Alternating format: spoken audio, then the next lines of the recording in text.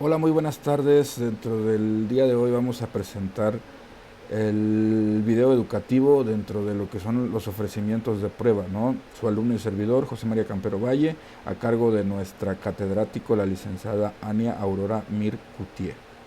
Dentro de la actividad número 8 de la materia de destreza en técnicas y habilidades de litigio y debate oral de la carrera de Derecho con énfasis en juicios orales impartida por la Universidad IEXPO. Bueno, nos toca hablar sobre el ofrecimiento de pruebas, ¿no? ¿Qué vamos a ver nosotros sobre el ofrecimiento de pruebas?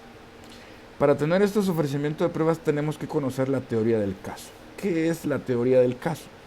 Es la elaboración propia del caso, ¿no? O sea, la forma en que yo pienso manejar ese caso. Es un conjunto de actividades estratégicas que debe desarrollar un litigante a partir de la cual estará en condiciones de decidir la manera más eficiente y eficaz de presentar su caso ante un tribunal, ¿sí? Para que tenga efectos jurídicos. Es el primer momento que toma contacto con los hechos, ya sea como abogado defensor, como el fiscal o como la parte acusatoria, ¿no? La teoría del caso es la construcción de un relato de lo que ocurrió en el pasado.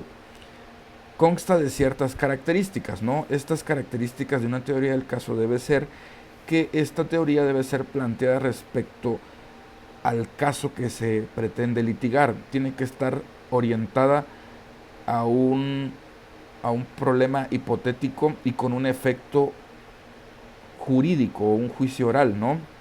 Tiene que tener una permanente revisión durante las etapas del caso, tiene que ser única, tiene que ser autosuficiente con respecto a las pruebas, coherente, simple, clara, verosímil, breve, flexible y adoptar decisiones y justificarlas. Posterior a esto tenemos que tener un análisis estratégico de lo que nosotros estamos armando con una suficiencia jurídica, que tenga bases establecidas, ¿no? Para poder ver qué es lo que estamos tratando o estamos ofreciendo frente a nuestros clientes o a la persona con la que estamos defendiendo. La identificación del caso o la proposición fáctica, ¿no? Es una hipótesis fáctica. ¿Qué es una hipótesis fáctica? Es decir los hechos de una manera directa, ¿no?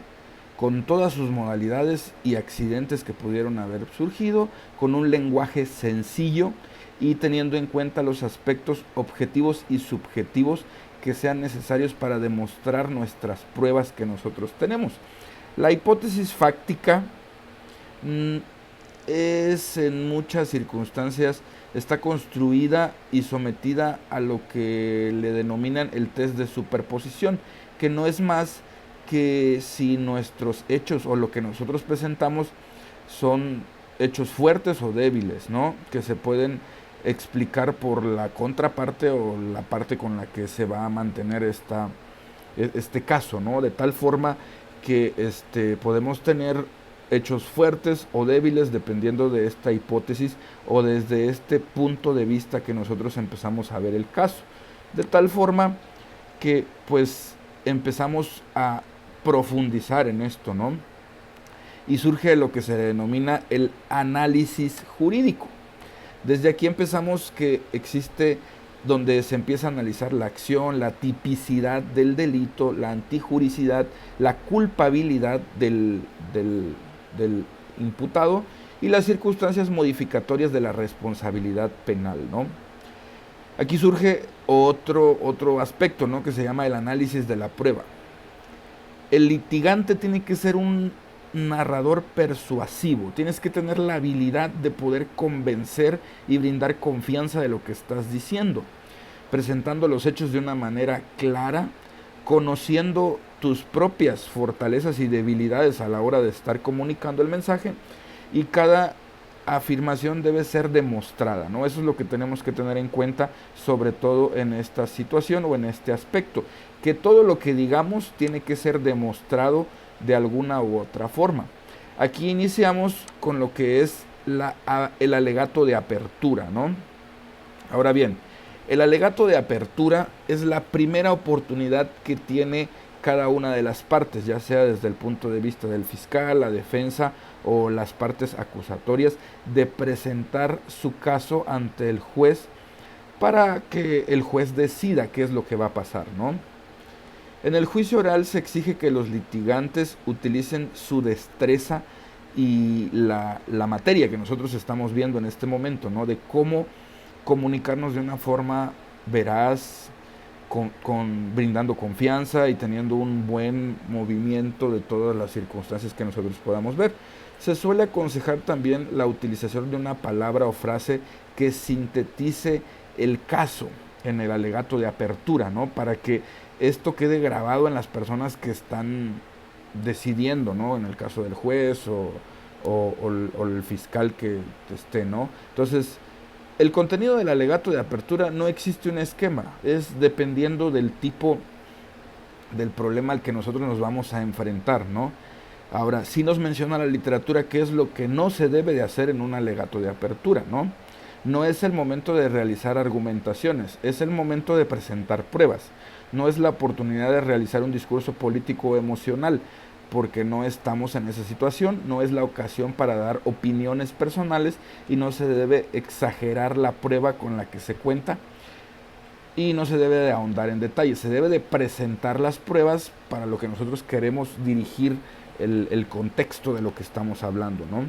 La estructura de alegato de apertura se divide en dos, que puede ser una estructura temática o una estructura cronológica. La temática pues va destinada a ciertos factores que se pueden ver implícitos, como por ejemplo que no concuerden algunos temas, como las características del imputado o diferentes circunstancias que se pueden ir modificando de acuerdo al tema, mientras que la estructura cronológica pues es dar un panorama en orden de cómo sucedieron todos los hechos, ¿no? De tal forma que pues estas dos tipos de estructuras son las que se van a ver. Ahora tenemos el alegato de acusación. El alegato de acusación pues es probar que el imputado es culpable de alguna u otra forma, ¿no? Debe ser muy cuidadoso al describir el hecho, ¿sí? Debe ser de una forma clara, precisa, de lo contrario se corre el riesgo de permitir que la defensa del imputado pues tome ciertas circunstancias y irremediablemente modifique la situación que nosotros queremos defender de alguna u otra forma, ¿no? Entonces surge el siguiente, que es el alegato de defensa. El alegato de defensa pues no tiene un alegato de apertura como tal, ¿no? Se presume que el alegato de defensa no debe de presentar un alegato de apertura para tener mayor ámbitos de maniobras y poder manejar las situaciones de acuerdo a cómo vaya transcurriendo el juicio. De tal forma que son cartas que están estratégicamente adecuadas para ir viendo cómo se maneja la acusación frente al imputado, ¿no? Después de todo, la fiscalía es la que va a dar la última palabra de si es inocente o es culpable la persona que se encuentra dentro del juicio. Ahora bien, el alegato de clausura. El alegato de clausura es una situación bastante manejable, ¿no? Donde todo es el término en sí del juicio, pero se tienen que brindar las conclusiones y tener diferentes aspectos de cómo manejar esto, ¿no? Ya nosotros desde el principio, desde el alegato de apertura, nosotros debemos de haber tenido un énfasis. Es el momento de ensamblar todas esas piezas del rompecabezas y lograr que surja. Así como se mencionó que en el alegato de apertura no se deben de realizar argumentaciones, en el alegato de clausura está exigido presentar la argumentación de lo que yo estoy defendiendo, ¿no? En el alegato de clausura yo debo de poder comunicar lo que yo quiero transmitir y desde mi teoría del caso hasta el final, ¿no? Ahora, aspectos que no se deben de hacer durante el alegato de clausura, perder tiempo en cuestiones superficiales, ¿no?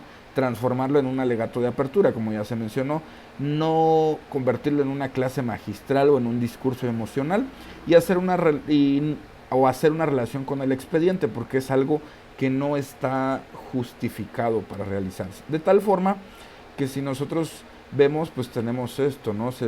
Tenemos un alegato de apertura, un alegato de defensa, un alegato de acusación y un alegato de clausura. Todos tienen ciertas circunstancias en donde se deben de ver en qué papel nos convertimos, ¿no? Si somos la defensa, si somos la parte acusatoria, si somos la parte del fiscal o el juez que está ahí presente, ¿no? Todas estas circunstancias se tienen que abordar desde el punto de vista de nuestras habilidades para poder comunicar, ¿no? Y argumentar las situaciones. Entonces, presentar las pruebas siempre va a estar definido en el tiempo en el que se espera que se dé, ¿no? No se presentan, tienen ciertos marcadores o ciertas reglas de lo que se debe de hacer y no se debe de hacer en cada parte, ¿no? Ya sea en el alegato de apertura, de acusación, de defensa o en el alegato de clausura. Por el momento es todo, muchas gracias por su atención y muy agradecido por la materia y el conocimiento que nos brindaron.